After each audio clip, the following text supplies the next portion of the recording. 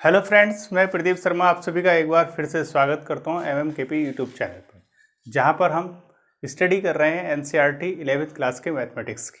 तो आइए, जहां हमने क्वेश्चन लास्ट टाइम छोड़ा था वहीं से हम आगे की ओर बात करेंगे। देखिए क्वेश्चन क्या है हमारे पास। क्वेश्चन है हमारे पास ये है sin 2x माइनस के sin 4x plus sin 6x equal to 0। और दूसरा क्वेश्चन हमारे पास है 2 cos square x plus 3 sin x equal to हमारे पास है 0। इन दोनों क्वेश्चन को हमें सॉल्व करना, सॉल्व करके हमें x की वैल्यू बतानी है। कुल मिला के बात यह है कि हमें जनरल वैल्यू बतानी है इनकी और प्रिंसिपल वैल्यू बतानी है। प्रिंसिपल वैल्यू और जनरल वैल्यू की हमने लास्ट लेक्चर में बात की थी, उसी को हम आगे की ओर बात करेंगे। चलिए स्टार्ट करते हैं फर्स्ट क्वेश्चन से। जो हमारे पास क्वेश्चन दिया गया है उसी को हम लेते हैं। देखिए sin 2x minus sin 4x plus sin 6x equal to 0। क्यों ना हम इन दोनों को पास पास लिख लें, sin 2x plus sin 6x और माइनस के sin 4x इक्वल टू 0। इस तरीके से हम लिख लेते हैं। अब हमें दिखाई दिया sin c plus sin d का यूज करेंगे हम इसके अंदर, जो कि होता है 2 sin 2x प्लस 6x बनेगा हमारे पास 8x। 8x को 2 से डिवाइड करेंगे तो बनेगा हमारे पास 4x इंटू, फिर आएगा हमारे पास cos में क्या होगा 2x माइनस के 6x तो बनेगा आपके पास माइनस के 4x। माइनस के 4x को 2 से डिवाइड करेंगे तो माइनस के 2x और cos में गायब हो जाता है माइनस, तो हम लिख सकते हैं माइनस के 2x। और यहाँ आपके पास बनेगा माइनस के sin 4x और इक्वल टू 0। कुल मिलाकर अगर हम चाहें तो कॉमन ले सकते हैं sin 4x और यहाँ हमारे पास बचेगा 2 cos माइनस x होता है cos, तो ये बन जाएगा cos 2x और माइनस के 1 इक्वल टू 0। ठीक है, ये हमारे पास वैल्यू बनी। इसे हम लिख सकते हैं इस तरीके से कि sin 4x इक्वल टू 0 होगा एंड 2 cos 2x माइनस के 1 इक्वल टू हमारे पास क्या होगा 0 होगा। इस तरीके से हमने दोनों वैल्यू लिखी। sin 4x बराबर जब 0 होगा तो हम लिख सकते हैं sin 0, और जब आप बात करोगे तो 4x बराबर आपके पास 0 बन के आएगा। कहने का मतलब क्या है, अगर हम वैल्यू निकालना चाहें x की तो यहाँ से x की वैल्यू क्या आ जाएगी 0। इसे कह देते हैं हम प्रिंसिपल वैल्यू। दूसरी वैल्यू अगर हम चाहें इसी के साथ जनरल वैल्यू, तो हमारे पास जनरल वैल्यू होगी ये, देखिए कि 4x equal to n pi plus minus 1 की पावर n इंटू क्या है हमारे पास, इस तरह आपके पास 0 लिखा हुआ है तो हम यहाँ लिखेंगे 0, तो हमारे पास बनेगी value 4x equal to n pi, अर्थात x equal to n pi upon 4। ये वैल्यू आएगी हमारे पास जनरल वैल्यू। अगर हम इसी के साथ बात कर लें 2 cos 2x minus 1 equal to 0 की, तो हम लिख सकते हैं cos 2x equal to 1 upon 2, और 1 अपॉन 2 हमारे पास जो वैल्यू होती है वो वैल्यू होती है पाई अपॉन 3 की। cos 2x equal to cos pi upon 3, ये हमारे पास वैल्यू होती है जो कि 60 की वैल्यू कहलाई जाती है। तो हम कह सकते हैं कि हमारे पास यहाँ से x की वैल्यू आ जाएगी पाई अपॉन 6। ये हमारे पास वैल्यू किसकी आएगी, ये आएगी हमारे पास प्रिंसिपल वैल्यू। अगर इसी की जनरल वैल्यू की बात करें तो हमारे पास जनरल वैल्यू होती है ये, क्या होगी 2x equal to 2n pi plus minus के पाई अपॉन 3। यहाँ से हम फाइंड आउट कर लेंगे x की वैल्यू, तो बनेगी हमारे पास, इसे डिवाइड कर देंगे तो हमारे पास आएगा n पाई प्लस माइनस के पाई अपॉन 6। ये वैल्यू आ जाती है हमारे पास जनरल वैल्यू। इस तरीके से हमने फर्स्ट क्वेश्चन अपना कंप्लीट किया। चलिए चलते हैं नेक्स्ट क्वेश्चन की ओर। जो कुछ इसमें डाउट रहे होंगे यहाँ पर हम क्लियर करने की कोशिश करेंगे। तो हमारे पास क्वेश्चन है, देखिए ये 2 cos स्क्वायर एक्स प्लस के 3 sin x, ये क्वेश्चन हमारे पास है। क्यों ना हम इस तरीके से लिख लिया जाए कि cos स्क्वायर एक्स को हम लिख सकते हैं 1 माइनस के sin स्क्वायर एक्स और प्लस के 3 sin x equal to 0। Calculate कर लें तो हमारे पास कुछ ये बनेगा। ठीक है, चलिए ये हमने लिख लिया। लिखने के बाद हम कह सकते हैं कि 2 sin x यहाँ लिख लिया जाए, माइनस के साथ की बात कर रहा हूँ, हाँ तो एंड माइनस 3 sin x और माइनस 2 इक्वल टू 0। ये हमारे पास एक क्वाड्रेटिक इक्वेशन बन जाती है, जो कि इसका हम फैक्टर करेंगे तो फैक्टर करके कुछ ये बनेगा। देखिए कितना आएगा माइनस के 4, अब आपके पास कितना है माइनस के 3, तो हम कह सकते हैं 4 माइनस के 1 अगर हमारे पास बने तो वहाँ पर वो 3 बन जाएगा। और दोनों की मल्टीप्लाई करें तो हमारे पास कितना आ जाएगा, प्लस के 4। तो आपके पास कैलकुलेशन करके देखते हैं क्या होता है इसके साथ। चलिए देखिए, हमारे पास बनेगा ये 2 साइन स्क्वायर एक्स माइनस के 4 sign x, minus minus plus, और ये साइन एक्स माइनस के 2 इक्वल टू हमारे पास बनता है 0। कैलकुलेशन करें 2 साइन एक्स, ये आएगा कॉमन, तो बनेगा क्या, साइन एक्स माइनस के 2, यहाँ से आएगा साइन एक्स और माइनस के 2 equal to 0। Calculation sine x minus के 2 और ये बनेगा 2 साइन एक्स और प्लस के 1 इक्वल टू 0। फिर दो फैक्टर बने, साइन एक्स इक्वल टू अगर हम लेते हैं 2 माइनस के 2 इक्वल टू 0, और दूसरा हम लेंगे 2 sine x plus 1 equal to 0। अगर हम फर्स्ट लेके बात करें साइन एक्स इक्वल टू 2, तो ये नॉट पॉसिबल, ये पॉसिबल नहीं है। तो हमारे पास क्या वैल्यू बची, हमारे पास वैल्यू बच जाती है 2 sine x plus 1 equal to 0। जब हम इसे कैलकुलेट करते हैं तो साइन एक्स की वैल्यू अगर हमारे पास आ जाती है माइनस के 1/2। अब देखिए माइनस के 1/2 आती है, अब हम उसकी वैल्यू देखते हैं साइन के अंदर। तो ये वैल्यू होती है sine x equal to sine pi plus pi upon 6 की। कैलकुलेशन करेंगे तो हमारे पास बनेगा साइन 7 पाई अपॉन 6, ये वैल्यू आती है। ये अगर हम बात करें एक्स की, तो एक्स की वैल्यू आ जाती है 7 पाई अपॉन 6, ये वैल्यू हो जाती है हमारे पास क्या, प्रिंसिपल वैल्यू। इसी की जनरल वैल्यू की अगर हम बात करें तो हमारे पास वैल्यू होगी एक्स बराबर एन पाई प्लस माइनस 1 की पावर प्लस माइनस 1 की पावर एन इंटू कितना आएगा 7 पाई अपॉन 6। ये वैल्यू होगी हमारे पास क्या, जनरल वैल्यू। ये जनरल वैल्यू हो जाती है, ये प्रिंसिपल वैल्यू होती है। प्रिंसिपल वैल्यू के अंदर सिर्फ एक पर्टिकुलर वैल्यू आती है, और जनरल वैल्यू जब भी हम लिखेंगे उसके अंदर क्या आएगा, एन आएगा। एन क्या होता है, पॉजिटिव इंटीजर होता है। तो इस तरीके से हमने दोनों क्वेश्चन सॉल्व किए। दोनों ही क्वेश्चन हमें जनरल वैल्यू और प्रिंसिपल वैल्यू की बात पकड़ते हैं। चलिए अब चलते हैं नेक्स्ट और क्वेश्चन की ओर। आइए तो आइए बात करते हैं अपनी एक्सरसाइज की, जिसमें हमें फाइंड आउट करनी होगी कि जनरल वैल्यू क्या होगी और प्रिंसिपल वैल्यू क्या होगी। देखिए क्वेश्चन हमारे पास है, बहुत छोटे छोटे से क्वेश्चन है, बट बड़े मज़ेदार से क्वेश्चन है। अगर ये कॉन्सेप्ट क्लियर हो जाते हैं तो आगे चल के हमें क्वेश्चन सॉल्व करने में कोई प्रॉब्लम नहीं आएगी। चलिए देखिए, पहला क्वेश्चन है tan x equal to √3x। Second question है हमारे पास sec x इक्वल टू 2, और नेक्स्ट है cot x equal to minus के √3 और cosec इक्वल टू आपके पास है माइनस के 2। तो सबसे पहला क्वेश्चन लेते हैं हम, हमारे पास है tan x इक्वल टू क्या है, √3। सबसे पहले हमारे दिमाग में ये आना चाहिए tan x आपके पास किसकी वैल्यू होती है, tan के अंदर। tan x जो होती है हमारे पास, और √3 जो वैल्यू होती है tan x के अंदर, वो होती है पाई अपॉन 3 अर्थात 60 की डिग्री। तो हम लिख सकते हैं इसके, देखिए tan x equal to tan pi upon हमारे पास 3। अगर हम बात करें प्रिंसिपल की, तो हमारे पास प्रिंसिपल जो वैल्यू होगी वो वैल्यू हो जाएगी हमारे पास x equal to pi upon 3। और अगर हम जनरल वैल्यू की बात करें, जनरल वैल्यू ऑफ x की, तो हमारे पास वैल्यू हो जाएगी x बराबर n पाई और प्लस कितनी हो जाएगी, पाई अपॉन 3। तो ये छोटा सा एक क्वेश्चन बन जाता है। ऑब्जेक्टिव भी आते हैं इस टाइप के। चलिए नेक्स्ट क्वेश्चन है हमारे पास sec x इक्वल टू हमारे पास क्या है 2। तो हम कह सकते हैं sec x हमारे पास जैसे ही 2 है, हम sec x को लिख सकते हैं cos, तो 1 upon cos x equal to हम लिख सकते हैं 2, और कह सकते हैं cos x equal to 1 upon 2।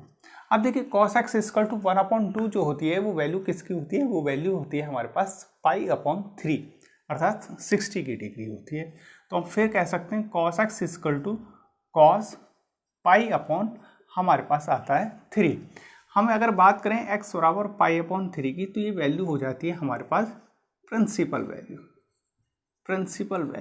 इसी की जनरल वैल्यू की बात करें तो हमारे पास वैल्यू होगी जनरल वैल्यू ये, देखिए x बराबर यहाँ हमारे पास है cos के लिए आता है 2n पाई प्लस माइनस के पाई अपॉन 3। तो ये वैल्यू आपके पास बनती है cos के लिए जनरल वैल्यू। आइए अब बात करते हैं cot में अगर हम बात करें तो हमारे पास वैल्यू दी गई है ये cot x equal to minus के √3। कॉट में हमारे पास कोई भी जनरल वैल्यू निकालने के लिए फॉर्मूला नहीं होता। सबसे पहले हमें को ये मालूम होना चाहिए। तो कॉट से हम किस में कन्वर्ट कर सकते हैं? टेन में। टेन में करने के लिए हम लिखेंगे 1/10x इक्वल टू माइनस के √3। फिर हम लिखेंगे इसको 10x इक्वल टू -1/√3। अब देखिए जैसे ही -1/√3 वैल्यू आई, इसका हमें पता होना चाहिए कि इसकी वैल्यू क्या होगी माइनस के। अगर हम बात करें इसकी 1/√3 की, तो वो देता है आपके पास 30 अर्थात π/6, पर साथ में माइनस है तो हम लिख सकते हैं π-π/6। कैलकुलेशन करेंगे तो हमारे पास वैल्यू आ जाएगी, देखिए 5 π/6। जैसे हम कैलकुलेट करेंगे तो हमारे पास x की वैल्यू ये आएगी 5 π/6। ये वैल्यू होती है हमारे पास किसकी? प्रिंसिपल वैल्यू, जो क्वेश्चन चल रहा था उसी की। अब जनरल वैल्यू की अगर हमसे बात की जाए तो x बराबर n π, ठीक, प्लस क्या आएगा 5 π/6। ये वैल्यू हो जाती है हमारे पास किसकी? जनरल वैल्यू, जो कि हमारे पास क्वेश्चन था उसकी। चलते हैं नेक्स्ट क्वेश्चन की ओर, जो हमारे पास है। हमारे पास क्वेश्चन है cosec x। cosec x equal to है -2, जो वैल्यू हम लिख सकते हैं 1/sin x इक्वल टू -2। इसे हम लिख सकते हैं sin x इक्वल टू -1/2। इस तरीके से हम लिख सकते हैं। फिर आगे हम बढ़े तो हमने कहा sin x equal to value किसकी होती है? अगर हम 1/2 की बात करें तो 1/2 जो वैल्यू आती है वो वैल्यू आती है हमारे पास π/6, अर्थात 30 की वैल्यू आती है। तो हम ये भी लिख सकते हैं, देखिए साइन माइनस के π/6। अगर हमसे कहें कि x बराबर क्या होगा तो हम ये भी कह सकते हैं, इससे भी काम चल जाएगा। क्या होगी हमारे पास प्रिंसिपल वैल्यू? माइनस के π/6 होगी। ऐसा ना लिख के हम ये भी लिख सकते हैं कि sine x equal to sine pi plus π/6। इसे कैलकुलेट करेंगे तो हमारे पास वैल्यू क्या आ जाएगी? ये आ जाएगी 7 π/6। तो हमारे पास क्या होगी? 7 π/6। ये भी हमारे पास प्रिंसिपल वैल्यू होगी। अब बात करते हैं जनरल वैल्यू की साइन के। तो देखिए जनरल वैल्यू हम लिख सकते हैं theta x equal to, x चल रहा तो x ही लिखेंगे, x इक्वल टू n π प्लस -1 की पावर n इंटू, आप क्या लिख सकते हो? -π/6 लिखोगे तब भी आपके पास एक जनरल वैल्यू बन जाएगी। और इसके स्थान पर अगर आप ये लिखोगे n π -1 की पावर n इंटू 7 π/6, तो भी हमारे पास क्या होगी? एक जनरल वैल्यू होगी। किसकी होगी? आपके पास cosec x इक्वल टू -2 की। तो इस तरीके से हमने तीनों क्वेश्चन किए, 4 क्वेश्चन किए। 4 क्वेश्चन में हमने अलग अलग चीज़ें यूज़ की। साइन के लिए हमारे पास ये वैल्यू होती है, जनरल वैल्यू निकालने के लिए फॉर्मूला होता है। कॉट या टेन के लिए हमारे पास ये फॉर्मूला होता है। सेक और आपके पास कॉस के लिए आपके पास ये फॉर्मूला होता है, और टेन के लिए वास्तव में ये फॉर्मूला होता ही है। तो इस तरीके से हमने जनरल वैल्यू और प्रिंसिपल वैल्यू फाइंड आउट की। चलिए चलते हैं और नेक्स्ट क्वेश्चन की आइए चलते हैं अब नेक्स्ट क्वेश्चन की ओर। क्वेश्चन हमारे पास क्या है? 3 क्वेश्चन फिर हमने लिए हैं। पहला क्वेश्चन है हमारे पास cos 4x equal to cos 2x। Second question है cos 3x plus cos x minus के cos 2x equal to 0। Next question है हमारे पास sin 2x plus cos x equal to 0। इसमें भी हम लोगों को क्या बताना है? x की वैल्यू बतानी है कि x की किस वैल्यू के लिए प्रिंसिपल होगा और x की किस वैल्यू के लिए जनरल सॉल्यूशन दे के जाएगा। चलिए चलते सॉल्व करते हैं। फर्स्ट क्वेश्चन हमारे पास है cos 4x equal to cos 2x। हम इसे इस तरीके से ना लिख के हम ये थोड़ा सा लिख सकते हैं इस तरीके से, cos 4x माइनस के cos 2x इक्वल टू 0। जैसे ही हमने लिखा तो cos c minus cos t हमारे दिमाग में आ जाना चाहिए। जैसे ही हमारे दिमाग में आया तो cos c minus cos t जो होता है हमारे पास होता है 2 sin c plus d/2 into sine d minus के c/2। ये फॉर्मूला हमारे दिमाग में आना चाहिए। चलिए यूज करते हैं। 2 sin c कितना है 4x, d कितना है 2x, दोनों को ऐड कीजिए, 2 से डिवाइड कीजिए तो 6x/2 आपके पास जैसे बना तो बना 3x। तो यहाँ आ जाएगा हमारे पास 3x into sign d minus के c, d कितना है 2x माइनस के 4x, कितना बचेगा आपके पास? माइनस के 2x। माइनस के 2x को 2 से डिवाइड कीजिए तो क्या आएगा? माइनस के x इक्वल टू 0। जैसे ही हमने इसे कैलकुलेट किया तो हम लोगों के पास बना -2 sin 3x into sine x equal to 0, ये हमारे पास बन जाती है वैल्यू। तो हम क्या कह सकते हैं, हम यही कहेंगे कि भैया sine 3x equal to 0 and sine x equal to हमारे पास 0। जैसे हमने अलग अलग लिखी वैल्यू, हम ये कहेंगे साइन 3x इक्वल टू हमारे पास वैल्यू देता है साइन 0 की, अर्थात n पाई की दे सकता है, या हम कहेंगे 3x इक्वल टू 0, x की वैल्यू क्या आ जाती है 0 वैल्यू हमारे पास मिलती है। या अगर हम इसका सॉल्यूशन, जनरल सॉल्यूशन की बात करें तो 3x equal to n pi plus -1 की पावर n इंटू 0, अर्थात x बराबर n पाई अपॉन 3, ये हमारे पास एक जनरल सॉल्यूशन बनता है। इसी में हमारे पास क्या था, साइन x था। ठीक है, साइन एक्स इक्वल टू 0 लिख सकते हैं, या sine x equal to sine 0 भी लिख सकते हैं, या हम लिख सकते हैं n पाई। तो x की वैल्यू हमारे पास n पाई भी मिल सकती है, कोई दिक्कत नहीं है। ये हमारे पास x की वैल्यू n पाई बनी, ये हमारे पास x की वैल्यू n पाई अपॉन 3 बनी। ये भी हमारे पास जनरल सॉल्यूशन होगा, ये भी जनरल सॉल्यूशन होगा। जब भी n कहीं आएगा वो जनरल सॉल्यूशन कहलाएगा। अगर n नहीं आएगा तो वो हमारे पास प्रिंसिपल सॉल्यूशन कहलाएगा। बस इतना सा हमें याद रखने की ज़रूरत है। चलिए चलते हैं नेक्स्ट क्वेश्चन की। cos 3x plus cos x minus के cos 2x इक्वल टू 0। तो कहीं ना कहीं cos c plus cos t हमें दिखाई दे रहा है क्वेश्चन के अंदर। देखिए क्या कर सकते हैं, cos c plus cos t, तो यूज करें 2 cos, c कितना 3x, d कितना x, 3x प्लस 2x आपके पास बनता है 4x, 4x को 2 से डिवाइड कीजिए तो बनेगा हमारे पास 2x, तो यहाँ जाता है 2x into cos c plus cos t बराबर होता है 2 cos c plus t by 2 into cos c minus के t बाई 2। तो c कितना हमारे पास 3x माइनस के कितना हमारे पास x, कितना बनेगा 2x, 2x को 2 से डिवाइड तो करें क्या आएगा cos x आएगा। ठीक, माइनस के ये हमारे पास बना रहेगा cos 2x इक्वल टू 0। तो हमने डायरेक्ट यूज किया फॉर्मूले का, ये याद रखना बस।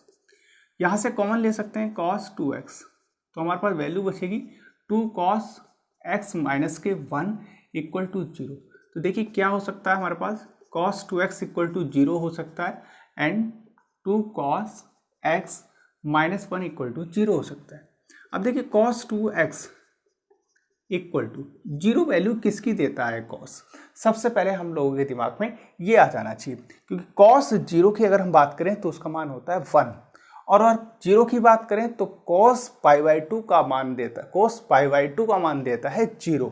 तो हम कह सकते हैं, देखिए cos 2x equal to cos कितना आएगा पाई बाई 2, ये वैल्यू लिख सकते हैं।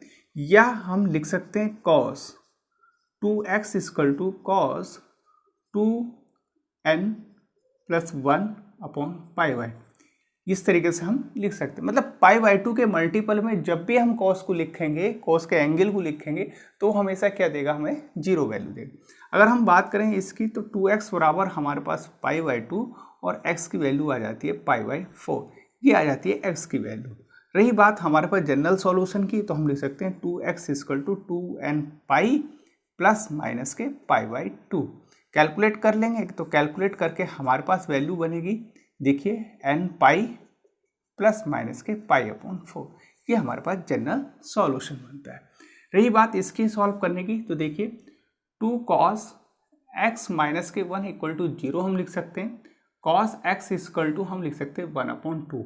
अब देखिए 1/2 मान किसका होता है cos में, 1/2 अगर हम बात करें साइन की तो वो होता है आपके पास 30 का मान, और हम बात कर रहे हैं cos की तो हमारे पास मान होगा ये 60 का। तो हम देखिए क्या लिख सकते हैं, cos x equal to cos pi upon 3। अगर x की वैल्यू बात करें तो हमारे पास वैल्यू ये आती है, ये वैल्यू होती है हमारे पास प्रिंसिपल वैल्यू इस क्वेश्चन के लिए। और इसी का अगर जनरल सॉल्यूशन की बात करें तो x बराबर आएगा 2n पाई प्लस माइनस के पाई अपॉन 3, ये आता है हमारे पास जनरल सॉल्यूशन। तो इस तरीके से हमने अपने दोनों क्वेश्चन कंप्लीट किए, 2 क्वेश्चन बड़े आसानी से हमने कंप्लीट किए। चलते हैं अपने नेक्स्ट क्वेश्चन की ओर। नेक्स्ट क्वेश्चन हमारे पास क्या कहता है, कहता है sine 2x plus cos x equal to 0 है भैया, x की वैल्यू बताइए क्या वैल्यू होगी। चलिए देखिए हम लिख सकते हैं इस तरीके से, पहले नोट कर लें क्वेश्चन को आराम से इजी वे में थोड़ा। साइन 2x को लिख सकते हैं 2 sine x into cos x, क्योंकि इसे बताने की ज़रूरत ही नहीं होगी, सभी को फॉर्मूला याद आता है। sin 2x का मैंने यहाँ फॉर्मूला यूज किया 2 sin x into cos x. यहाँ से हम कॉमन ले सकते हैं cos x। देखिए cos x जैसे ही कॉमन लिया तो बना 2 sin x प्लस के 1 इक्वल टू 0। ये वैल्यू बनी, दो फैक्टर बन जाते हैं, एक cos x बनता है, एक 2 sin x plus 1 equal to 0 बनता है। दोनों को अलग अलग अगर हम लिखना चाहें तो हम कुछ इस तरीके से लिख पाएंगे। ये देखिए बड़े इजीली वे में, क्लियर। ये हमने लिखा, जैसे हमने लिखा तो हम देखते हैं cos x 0 होता है, बट cos x 0 मान किसका देता है? cos π/2 का मान देता है, क्लियर। x की वैल्यू क्या है? π/2। ये क्या है? प्रिंसिपल वैल्यू है। इसी से अगर हम आगे बढ़ें और हम कहें सॉल्यूशन जनरल क्या होगा, तो x बराबर क्या होगा? 2n पाई प्लस माइनस के π/2। ये क्या होगा? जनरल सॉल्यूशन होगा। अब बात कर लेते हैं इसकी, तो देखिए 2 sin x एक प्लस 1 इक्वल टू 0। जरा सॉल्व करें तो sin x equal to minus के हाफ। अब देखिए माइनस के हाफ में वैल्यू किसकी होती है? अगर हम बात करें sin x के अंदर 1/2 की, तो 1/2 जो वैल्यू होती है वो π/6 की होती है, अर्थात 30 की वैल्यू होती है। तो ये आपके पास इस तरीके से भी लिखा जा सकता है। देखिए x बराबर साइन माइनस के π/6, ये वैल्यू हम लिख सकते हैं। बट यहाँ पर माइनस है तो माइनस को यहाँ से गायब करना है। गायब करने के लिए हम लिख सकते हैं साइन पाई प्लस π/6। ऐसा क्यों लिखा गया? क्योंकि sine pi plus π/θ, sorry sine pi plus something जो भी कुछ होता है पाई में क्या देता है? माइनस के साइन थीटा देता है। मतलब साइन पाई प्लस थीटा अगर यहाँ होगा तो क्या बनेगा? माइनस के साइन थीटा बनेगा, और थीटा के स्थान पर यहाँ क्या है? π/6। तो ऑब्वियसली सी बात है साइन पाई प्लस π/6 बराबर क्या होगा? माइनस के साइन π/6, अर्थात साइन माइनस के π/6 बनेगा। यहाँ से अगर x की वैल्यू बात करें तो क्या आएगा? पाई प्लस π/6 और x की वैल्यू आ जाएगी 7π/6। ये तो वैल्यू बात करता है प्रिंसिपल की। और इसी के साथ अगर हम जनरल वैल्यू की बात करें, देखिए जनरल वैल्यू, तो इसके लिए क्या होगी? तो हमारे क्या कहेंगे? x बराबर n पाई प्लस माइनस 1 की पावर n इंटू क्या आएगा? 7π/6। ये हमारे पास क्या हो जाएगी? जनरल वैल्यू हो जाएगी।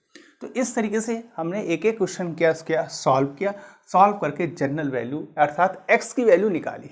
बस अपने दिमाग में हमें ये रखना है कि x की वैल्यू क्या आएगी।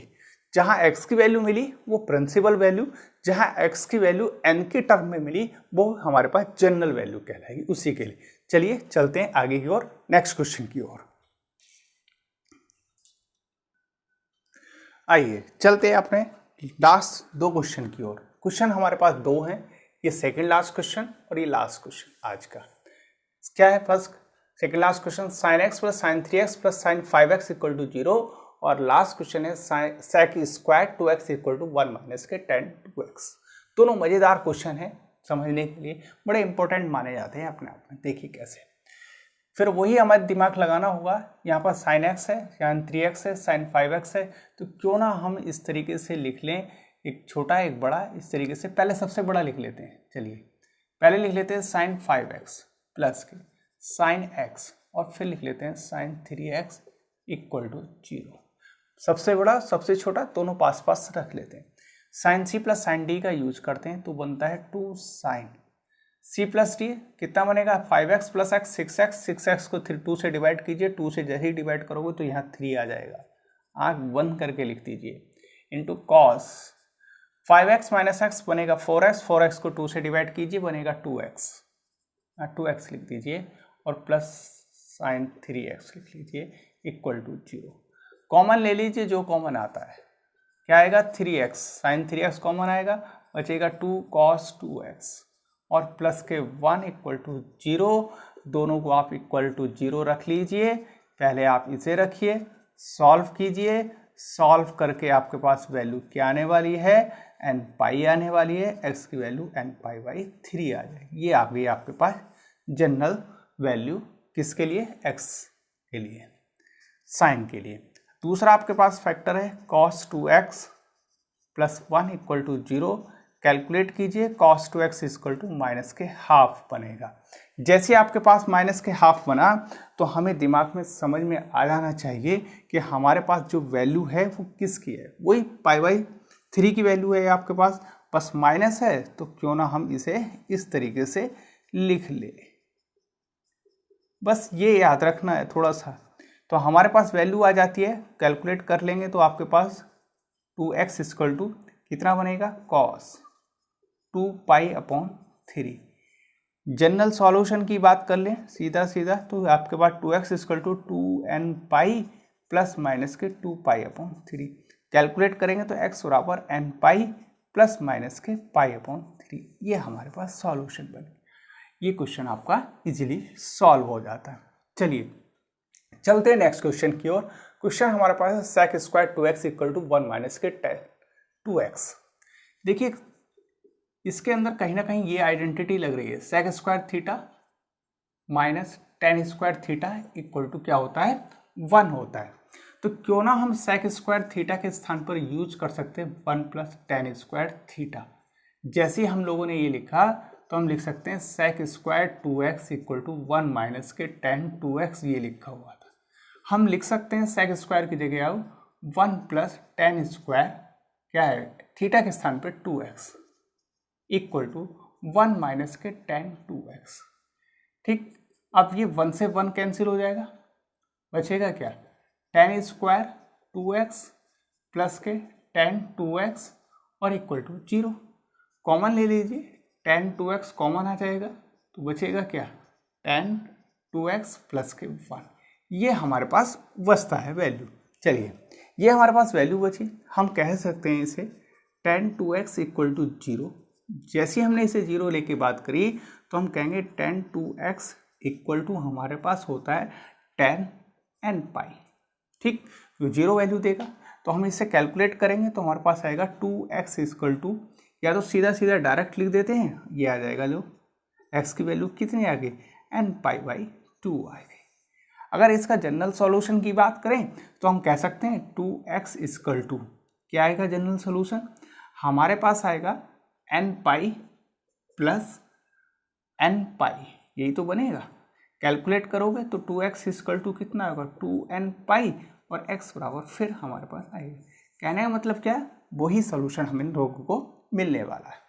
दूसरा पार्ट इसी का बचा हुआ था, ये था हमारे पास tan 2x plus 1 equal to 0। तो हम इसे लिख सकते हैं tan 2x equal to minus के 1। जैसे ही हमारे पास माइनस के 1 आया तो कहीं ना कहीं हमें दिमाग में आ जाना चाहिए कि भैया 1 जो मान होता है वो किसका मान होता है, π/4 का मान होता है। तो हम, और यहाँ तो माइनस है तो हम क्या करेंगे, π माइनस π/4 ये बात करेंगे। tan 2x equal to tan π minus π/4। Calculate कर लें तो कैलकुलेट करके हमारे पास वैल्यू ये आने वाली है 3π/4। जैसे हम इसे कैलकुलेट करें तो हमारे पास ये वैल्यू, x की वैल्यू की बात करें तो 3π/8, ये हमारे पास क्या होता है, एक प्रिंसिपल सॉल्यूशन होता है। अगर इसका जनरल सॉल्यूशन आएगा तो ये आएगा हमारे पास nπ